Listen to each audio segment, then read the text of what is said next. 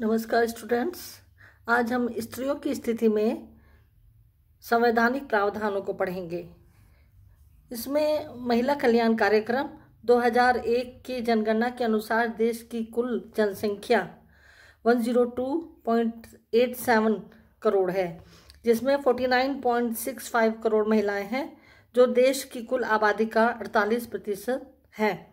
महिलाओं के कल्याण हेतु देश में कई कार्य किए गए।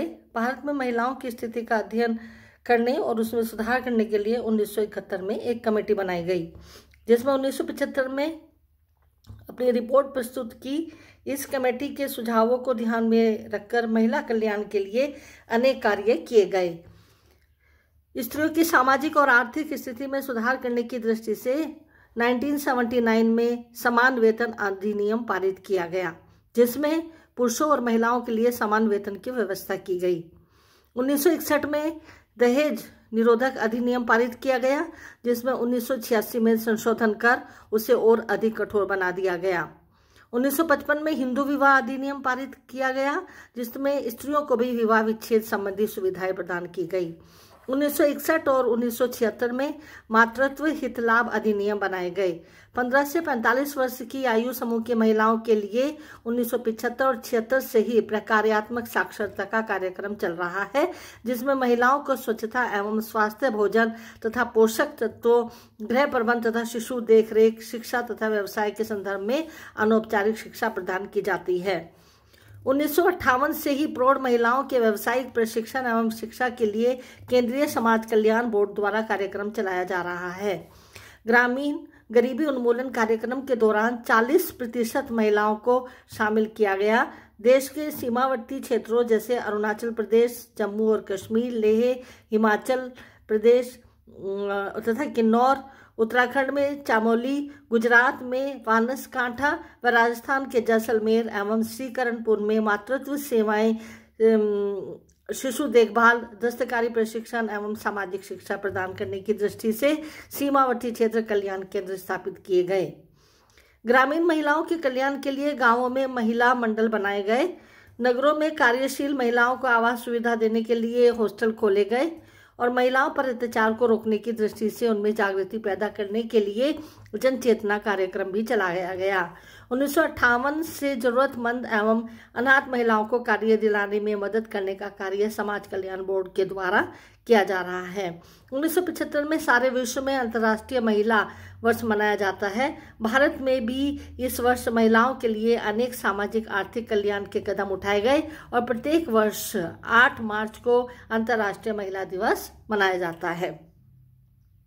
महिलाओं को उत्तम रोजगार सेवाएं उपलब्ध कराने की दृष्टि से 1986-87 में महिला विकास निगम WDC स्थापित किए गए। विज्ञापनों में महिलाओं के भद्दे और भौंडे प्रदर्शनों पर रोक लगाने के लिए महिलाओं का अश्लील चित्रण निवारण अधिनियम 1986 में बनाया गया, जिसमें दोषी व्यक्तियों को 2000 रुपये एवं 2 वर्ष तक का कारावास का दंड देने का प्रावधान किया गया।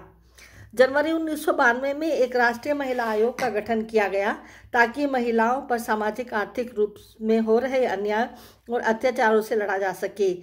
यह आयोग महिलाओं के संबंध में लागू होने वाले कानूनों की समीक्षा करता है, संबद्ध मंत्रालयों, राज्य सरकारों और गैर सरकारी संगठनों से संपर्क रखता है तथा महिलाओं की शिकायत को दूर करने का मार्ग सुझाता है।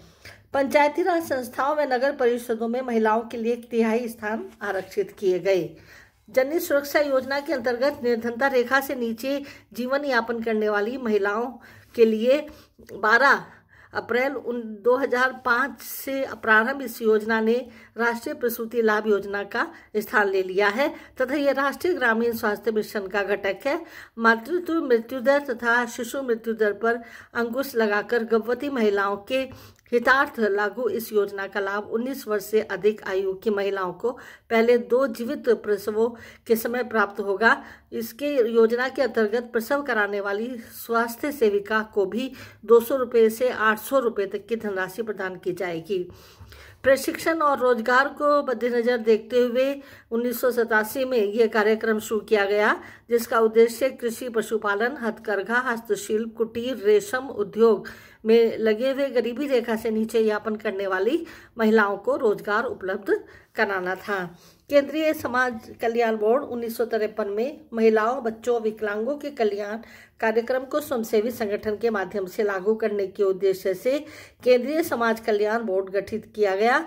इसके अंतर्गत अनेक कार्यक्रम चल रहे हैं, जैसे कि बेसहारा विकलांग महिलाओं को पूर्ण आंशिक रोजगार के अवसर प्रदान करना, आंगनबाड़ी शिशु सदन, बच्चों के अवकाश शिविर, कामकाजी महिलाओं के हॉस्टल, शॉर्ट स्टे होम्स आदि।